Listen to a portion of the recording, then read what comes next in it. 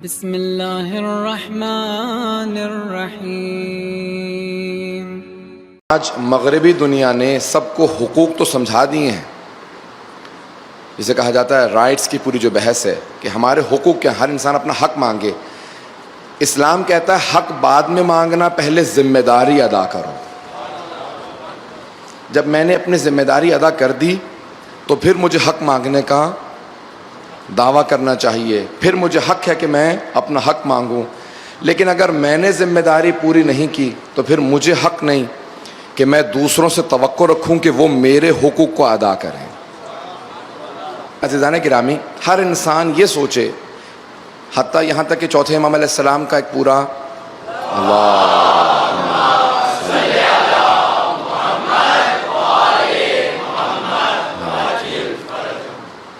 ایک کتابچہ ہے جس کا نام ہے رسالۃ الحقوق، کس کس کے ہم پہ کیا کیا حق ہیں۔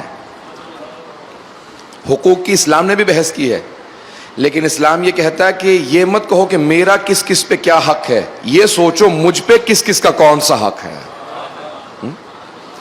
اگر میں حق ادا کر دوں تو پھر مجھے پورا اختیار ہے کہ میں دوسروں سے اپنے حقوق مانگوں۔ آئیے ذرا، والدین کے حقوق ہمیشہ پڑھے جاتے ہیں، میں نے آج انتخاب کیا ہے کہ اولاد کے حقوق کیا ہیں مولا کی زبانی۔ ہم اپنی اولاد کا حق ادا کریں، خصوصاً میں نوجوان بہت زیادہ دیکھ رہا ہوں، جب بھی انسان کی اولاد ہو اس کا حق ادا کریں، اور والدین کا حق سب سے زیادہ ہماری گردنوں پہ ہے۔ مولا فرماتے ہیں اللہ کے بعد، رسول خدا کے بعد، امام وقت کے بعد جو سب سے زیادہ حق ہماری گردنوں پہ ہے وہ ہمارے ماں باپ کا ہے، وہ ہمارے والدین کا ہے۔ تو اس لیے کوئی کوتاہی نہ کرے، کوئی نوجوان، کوئی بچہ، یہاں تک کہ اونچی آواز سے بات نہیں کرنا چاہیے والدین سے۔ یہ صرف سننے کی باتیں نہیں ہیں، یہ عمل کرنے کی بات ہے۔ 7 طبقات کا روز قیامت کوئی حساب کتاب نہیں ہے، بغیر حساب کتاب کے جہنم میں، ان میں سے ایک حقوق والدین، جس کو والدین آگ کر دیں کہ میں اس کو اب نہیں مانتا۔ تو عزیزان گرامی، وہ بھی حقوق ہیں، سخت جملے ہیں اس سے متعلق قرآن میں بھی، پیغمبر اسلام کی حدیث میں بھی، ائمہ کے فرمان میں بھی۔ لیکن آئیے ذرا میں آج وہ حق پیش کرنا چاہتا ہوں جو مولا نے نہج البلاغہ میں، کیونکہ موضوع مجھے بانیان مجالس نے نہج البلاغہ دیا ہے، کہ مولا نے ماں باپ کو کیا کہا ہے کہ اولاد سے متعلق ان کے کیا کیا حق۔ مولا فرماتے ہیں ہر اولاد کا، ہر بچے کا ماں باپ پہ کچھ حق ہوتا ہے۔ بچہ اتنا چھوٹا، لاشعور، اور جس کے پاس ابھی شعور نہیں آیا، عقل نہیں ہے، سمجھ نہیں ہے، تو وہ اپنا حق مانگ نہیں سکتا۔ مولا فرماتے ہیں ان کا حق ادا کرو، کیونکہ وہ بھی سمجھ نہیں رکھتے، جب بڑے ہوں گے سمجھیں گے۔ تو مولا فرماتے ہیں ہر بچے کا ماں باپ پہ پہلا حق یہ ہے کہ ماں باپ اپنے بچے کا نام بہت پیارا رکھیں، نام بہت پیارا رکھیں، اور سب سے زیادہ پیارے نام اہل بیت علیہم السلام کے نام، محمد وعجل۔ عزیزان گرامی، سب سے زیادہ پیارے نام اہل بیت کے نام ہیں۔ کبھی یہ نہ سوچیں کہ میں اپنے بچے کا نام اگر دوبارہ رکھ دوں گا محمد یا علی یا حسن یا حسین، تو بہت کامن نیم ہے، بہت عام ہے یہ نام، ہر دوسرے بچے کا نام ہے محمد، ہر دوسرے بچے کا نام ہے علی۔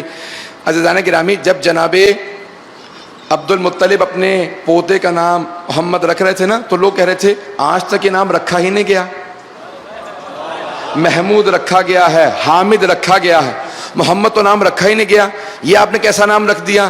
تو جناب عبد المطلب نے کہا تھا میں اس بچے کی پیشانی پہ آثار دیکھ رہا ہوں کہ کائنات میں جو نام میں نے اس بچے کا رکھا ہے، سب سے زیادہ رکھا جانے والا نام ہی یہی نام ہوگا۔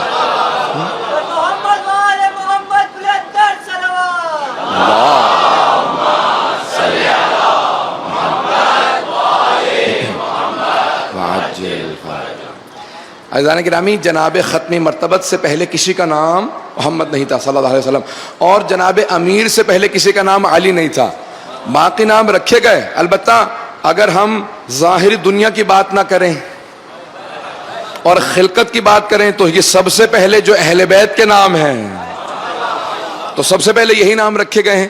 لیکن ہم دنیا کی بات کر رہے ہیں، اس دنیا میں بھی جب اہل بیت علیہ السلام آئے ہیں تو یہ 2 نام جو 14 معصومین میں پہلے 2 کے نام ہیں، یہ کسی کا نام نہیں تھا۔ تو پیغمبر اسلام کے دادا نے کہا تھا کہ سب سے زیادہ دنیا میں رکھا جانے والا نام یہ نام ہوگا. اور پھر ایک اور بات کہی کہ یاد رکھو محمد کا نام ہوتا معنی یہ ہوتا ہے کہ بہت زیادہ جس کی تعریف کی جائے. کہ دنیا کا کوئی ایسا خطہ نہیں ہوگا جہاں میرے اس پوتے کا نام نہیں ہوگا. عزیزان گرامی، لوگ بحثیں کرتے ہیں کہ رسول خدا کے پاس علم غیب تھا یا نہیں تھا. ان کے دادا وہ باتیں بتا رہے ہیں.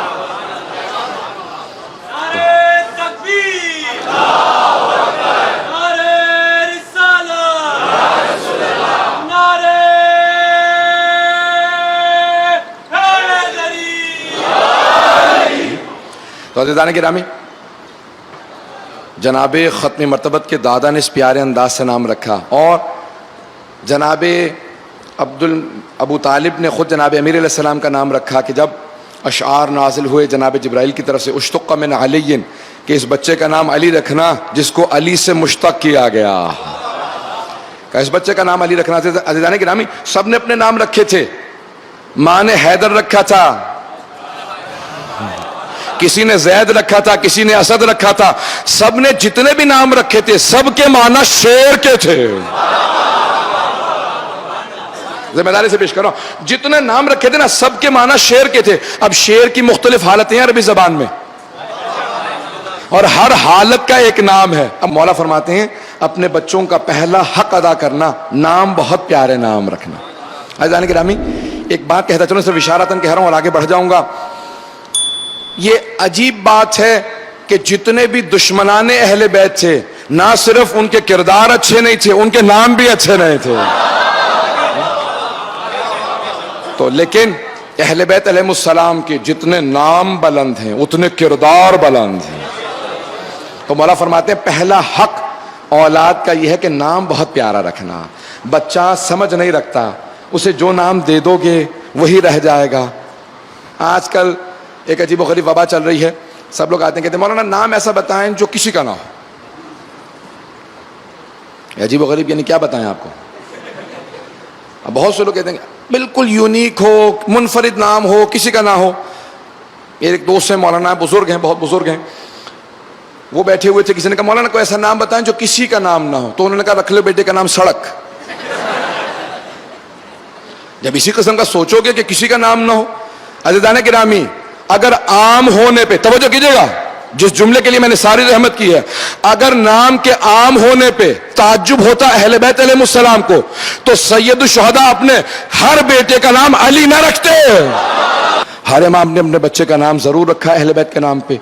عزیزان گرامی، اگر کسی بھی امام کی ایک بیٹی تھی تو انہوں نے فاطمہ نام ضرور رکھا. بچیوں کا نام فاطمہ. ہر امام نے اپنی بیٹی کا نام، ایک بیٹی کا نام فاطمہ ضرور رکھا. سلسلہ ایک حدیث ہے جناب فاطمہ معصومہ قم سے، جناب سیدہ سے روایت کرتی ہیں ساری بیبیوں سلسلہ سند میں فاطمہ ہیں. دوسرا مولا فرماتے ہیں اپنے بچوں کو ادب ضرور سکھانا. اخلاق آداب بہت پیارے ہونے چاہیے. کہ اہل بیت علیہ السلام کے ماننے والے اپنے بچوں کو ادب ضرور سکھائیں گے. کہ جہاں پہ بھی ہمارا ماننے والا جائے، اگر بچہ ہوگا، اگر کوئی پوچھے کس کے ماننے والے ہو، کا اہل بیت کا، تو اس کا اخلاق، اس کا ادب یہ لوگوں کو بتائیں یہ اہل بیت کا ماننے والا. توجہ ہے نا مجمع کی میرے ساتھ؟ عزیزان گرامی، مولا کے فرمان کو سننا سمجھنا ہم سب پہ لازم ہے. کبھی کوئی یہ نہ کہے کہ مولا کے کسی فرمان کا، مولا خود فرماتے ہیں ہمارے فرمان کا انکار نہ کرنا. اگر سمجھ میں نہ آئے تو یہ کہہ دینا مجھے سمجھ میں نہیں آتا، لیکن انکار مت کرنا. کا انکار کرنے سے ہمارے فرمان کا انکار کرنے کے آثار بہت برے ہیں. اس لیے کبھی ہمارے فرمان کا انکار نہ کرنا، ہماری حدیث کا انکار نہ کرنا. یہ حدیث نہیں ہو سکتی، یہ حدیث میں نہیں مانتا معاذ اللہ، کبھی نہ کہنا کہ یہ بہت بڑا گناہ. مولا فرماتے ہیں دوسرا اخلاق آداب. جہاں جائیں بچے آداب سے پیش آئیں، اخلاق سے پیش آئیں. واقعہ سنا ہوا ہوگا، مجھے اشارہ کر کے آگے بڑھنا ہے. سب کی توجہ ہے میرے ساتھ؟ خصوصاً بچوں کی خاطر یہ پیش کر رہا ہوں واقعہ کہ جب مشہور معروف واقعہ ہے، شاید سب بچے بھی جانتے ہوں گے. اشارہ کر کے آگے بڑھوں گا، پورا تفصیل سے واقعہ نہیں سناؤں گا. کہ جب دونوں امام حسن حسین نے دیکھا نا ایک بزرگ آدمی کو وضو صحیح نہیں جانتے تھے، تو دونوں امام حسن نے کہا امام حسین سے کہ بھیا آؤ ذرا اس کے وضو کی تصحیح کر دیتے ہیں. اس کا وضو صحیح نہیں ہے. امام حسن مجتبی نے کہا ایھا شیخ، یہ نہیں کہا معاذ اللہ کہ جاہل یا بوڑھے، توہین نہیں کی کہ آپ جانتے کچھ نہیں ہیں، بڑے ادب کے ساتھ کہا ایھا شیخ، اے بزرگ میں کہتا ہوں میرا وضو صحیح ہے، میرا بھائی کہتا ہے ان کا وضو صحیح ہے، آپ دونوں کا وضو دیکھ کے بتائیں کس کا وضو صحیح ہے. دیکھیں یہ نہیں کہا میں کہتا ہوں میرے بھائی کا وضو غلط ہے، وہ کہتا ہے میرا وضو غلط ہے، آپ بتائیں کس کا وضو غلط ہے. اگر یہ کہتے تو جھوٹ ہوتا، اور معصوم جھوٹ نہیں بولتے. بھئی وضو تو غلط تھا ہی نہیں کسی کا. اگر معصوم کا معاذ اللہ وضو غلط ہو تو پھر کس کا وضو صحیح ہوگا؟ معصوم تھے، جانتے ہیں کہ ان کا بھی وضو صحیح ہے، امام حسین کا بھی، میرا بھی صحیح ہے، لیکن اس کی تصحیح کرنا مقصود تھا. تو یہ نہیں کہا کہ غلط ہے، کہ میں کہتا ہوں میرا وضو صحیح ہے، میرا بھائی کہتا ہے اس کا وضو صحیح ہے، دونوں کا وضو دیکھ کے بتائیے کس کا وضو صحیح ہے. اب بہترین وضو بجا لائے امام حسن مجتبی، بالکل صحیح. پھر اس کے بعد اپنے بھائی سے کہا کہ بھیا ذرا آپ وضو کر کے دکھائیں. امام حسین نے بہترین وضو کیا. اب کہا بتائیے ہم دونوں میں سے کس کا وضو صحیح ہے؟ تو فوراً وہ بزرگ بولے، کہا کہ دونوں شہزادوں آپ کا دونوں کا وضو صحیح ہے، وضو تو میرا غلط ہے.